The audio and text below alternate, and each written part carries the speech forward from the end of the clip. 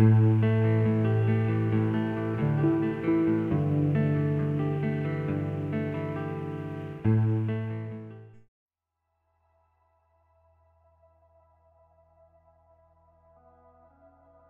Patrícia PORTELA. I come from Portugal and I work mainly as a performance maker and writer and installation artist, basically.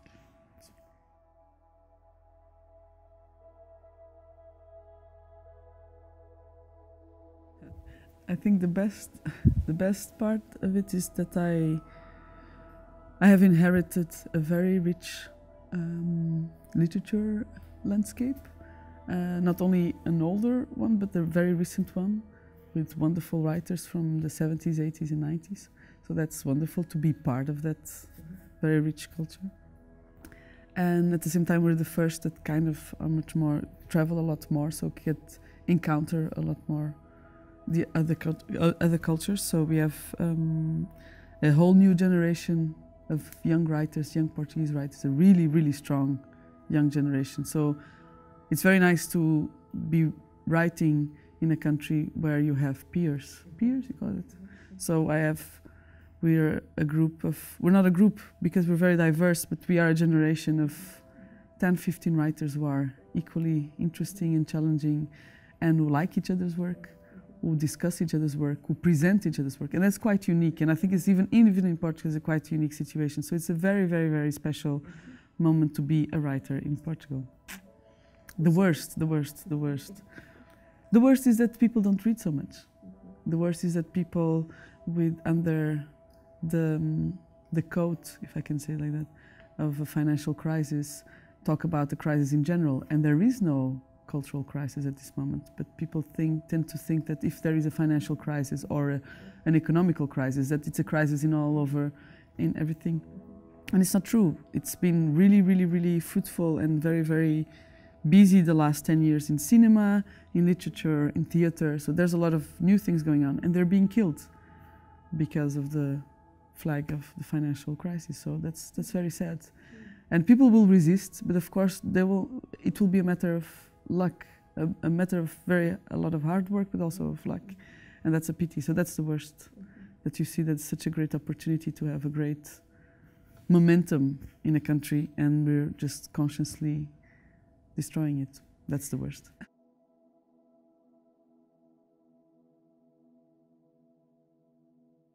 The sea. We like more sea than land, I think. So I think there's a sentence from Bernardo Santareno, from Fernando Pessoa, from the Book of Disquiet, that says, we even in our rhetorics we make terrible mistakes. Why didn't we call this planet water instead of earth? And I think it's very, very, very, the sea is the best thing.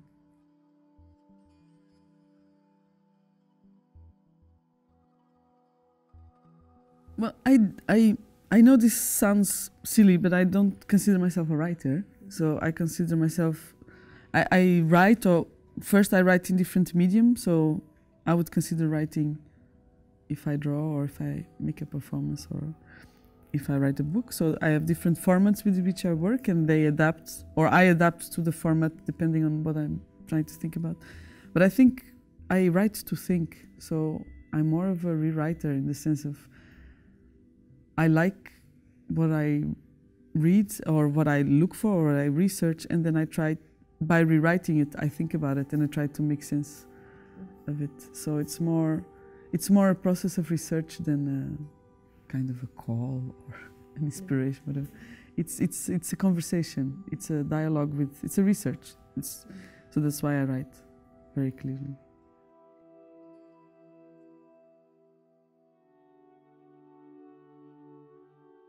Yes, I've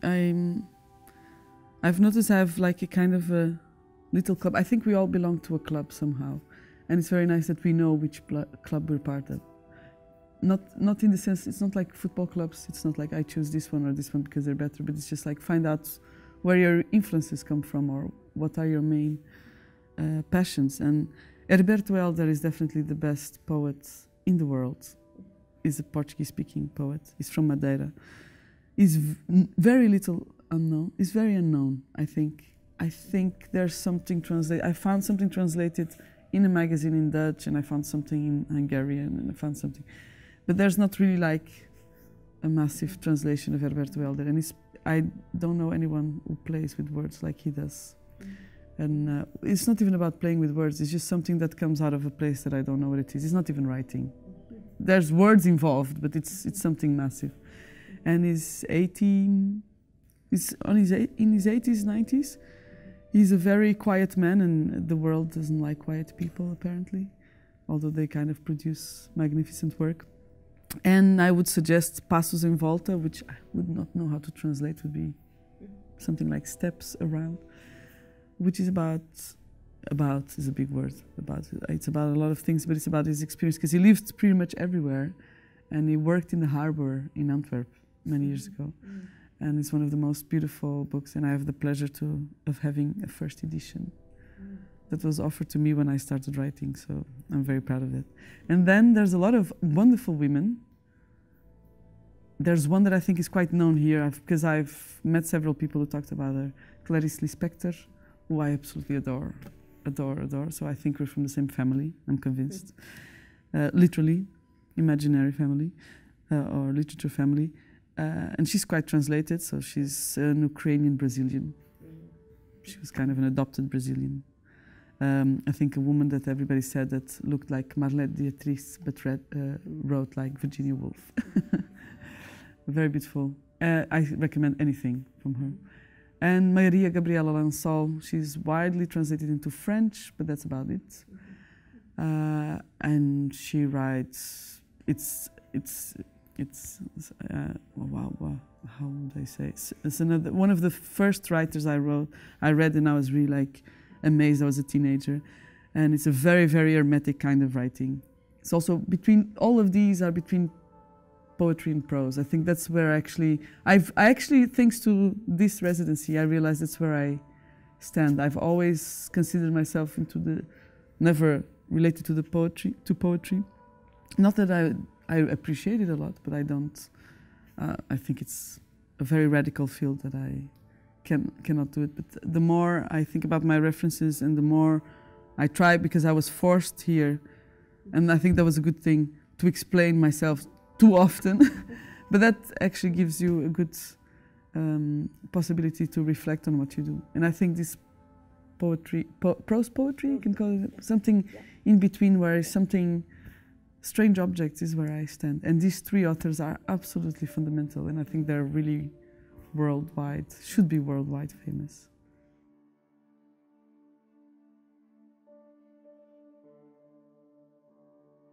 Because I was thinking about it, and actually, although I always talk a lot about fiction, and I read a lot of essays, I read a lot of fiction, but actually all my references, when I think about it, especially from Portuguese writers, it's all poetry. And that was surprising, because I don't think of them. Here I feel that there's a lot of distinctions, there's a lot of categories. Or maybe because I'm suddenly inside a very specific bubble of writers, so of course you get more specific about it, but I never made the distinction. And I think my references are all from poetry, so that's funny. But not internationally, so I don't read so much poetry from other countries, strangely enough. For example, English poetry, I know all the best of the top 10, the ones that everybody should know and read, but I don't have a effective relationship with it. But Portuguese poetry definitely quite a lot, and quite detailed. So I read a lot more poetry than fiction, which is very strange. Poetry? And Spanish poetry, of course. When I say I think actually I didn't give it a deep thought. It's Spanish poetry, Latin American.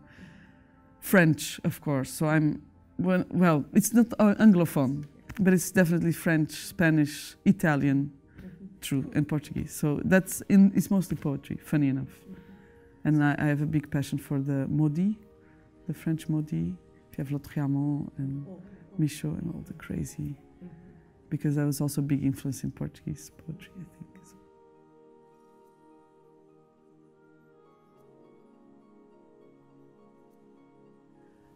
Definitely, I think it should. I mean, there's so many ways of doing diplomacy, and so many ways of, if the world is about, communicating and trading, and trying to find bridges between the different cultures. I mean, definitely literature is the #1 flag. I don't see how it cannot be. I mean, and also in times like these ones, maybe I will dare to say that actually fiction, strangely enough, or I think it's not even strange, I think it's just obvious, is a great field to think about possible solutions in a world that seems to be so entangled in so many impossibilities. So actually you do need, I even think that you do absolutely need to support literature, and you can do it in many ways. You can do it by sending writers abroad.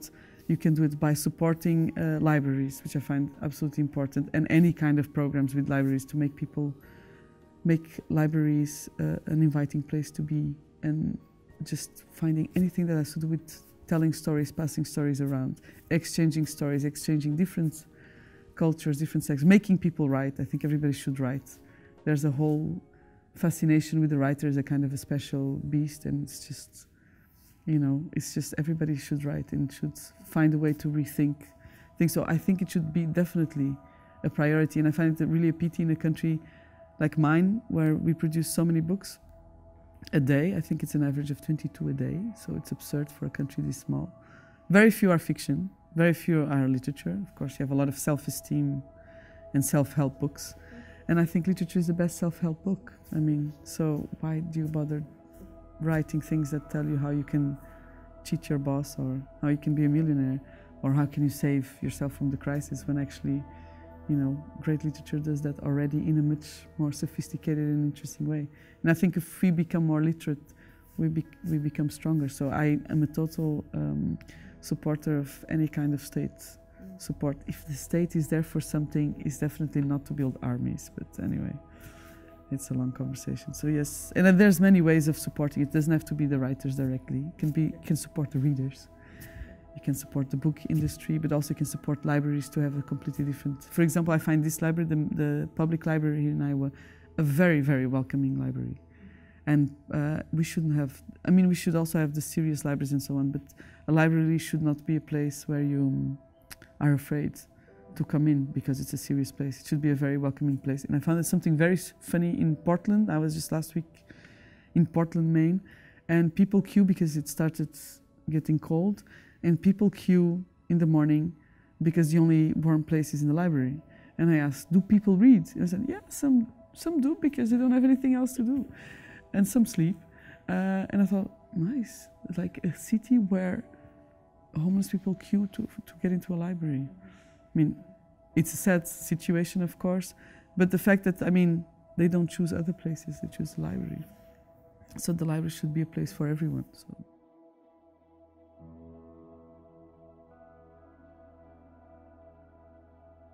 No, it's my first time, and my introduction was Iowa City, so I was very happy with that, because I think it's much nicer to get an introduction like that, to start from an unusual place, and then now finally we'll get to see all the famous big cities. And what do I think? It's still premature. I mean, we're here for 2.5 months, 3 months, so I don't know, but I think Iowa City is a quite special place because the amount of information and diversity at the same time that you get in such a small town, it's very unique. So it can only produce more information and more reflection if you actually have so many people together. I mean, it has to, it's contagious. So, and I think that's actually the most efficient way to make things grow. So you have, I mean, everywhere you turn, you can find someone interesting and can find an interest to a subject, a theme. So that's, as a city itself, it's a very interesting place to be if you forget about the food, because I really don't understand. So Ortus is a project that we started already 2 years ago, but it premiered last year, and it's an installation of birds in usually public places, but never as public as it was here, but usually it's in closed gardens. And what we do, I work with Christophe de Boek, a Belgian sound artist, and we do an installation of several birds, but we install sensors, lights, wind, and and movement sensors in trees, in several trees. And so we catch the movement of people, we catch the intensity of light and the intensity of wind, and then we have asked a mathematician to do an algorithm, so a kind of a black box, that kind of predicts which tree is the most profitable based on which tree has more intensity of light or more wind or more people around it, which is a kind of an absurd idea to look at the tree, but that's actually how we look at the tree when we want to, or when we see a tree as a resource. So it's a kind of an allegory and a kind of a reflection on how we look at nature and how we relate to nature. Do we relate to it as profitable resources? Do we relate to it as landscape? Do we relate to it as something that feeds us? So it was about that, and I wrote a text that is on display in this kind of e-book paper, So it's like if there were botanic plates all over the garden, where I think about words like, for example, growth. What's economic growth versus a plant's growth versus a person growth? And is a person growth just how tall they are or they get, or is it cultural growth, or is it emotional growth, and so on? Or beauty, what's beauty for a bird, for example, which he needs to have beautiful wings to go and catch a partner. So beauty maybe is a sign of health, and what is the standard beauty for a human being that maybe is not very healthy. So it's how we use words like decomposition, growth, decay, and how we relate to them. So, and it was very nice because here for the first time, two things happened. I wanted to continue to work on the project, so I interviewed a lot of people around in Iowa City. And it was very, very, very interesting because you have a scale here that we don't have in Europe. You have GMO food, which we don't have in Europe. So it was very shocking for me because it's very easy always to think about these things theoretically, especially when they're far away. But when you understand that the fight between the people who want to do something more local and people who want to do big industry is a fight between neighbors. That was what was really the biggest confrontation, because I was fighting a big giant that is far away. They're fighting with a neighbor. So it's not so easy, you're not going to make trenches, especially because chemicals come from the air. So, which is also something very strange, was one of the most shocking things for me, and I guess for a typical Iowan is something normal, like that corn has names, for example, and that you have this sign everywhere saying, don't spray here.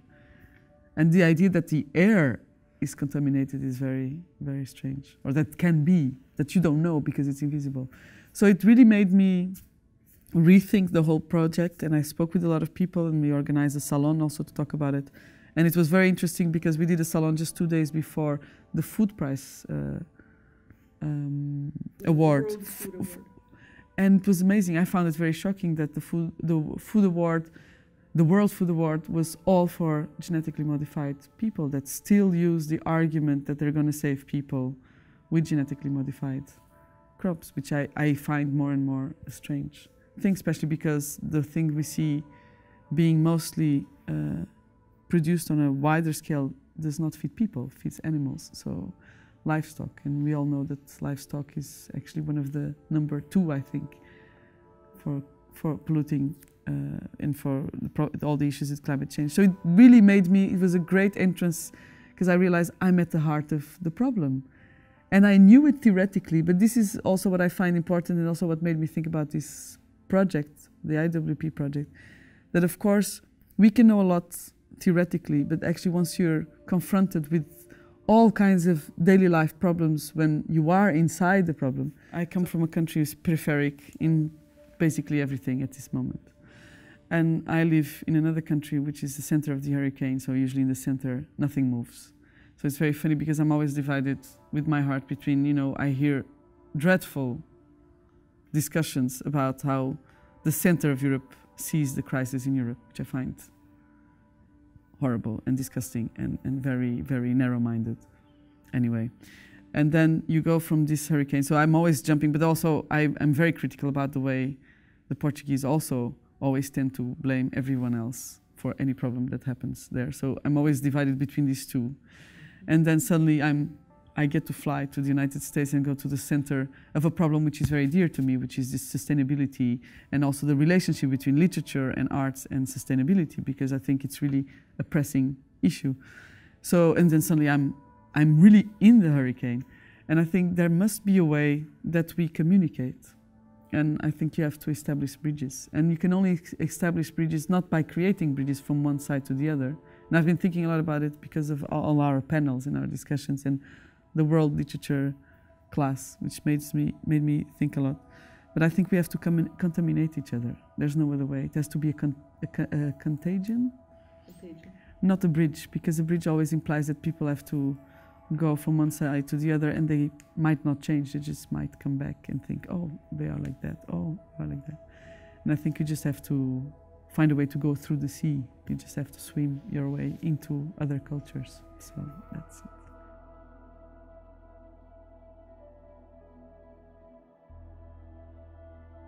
Sounds terrible. Last words? No. Yeah, no, if that's okay. I think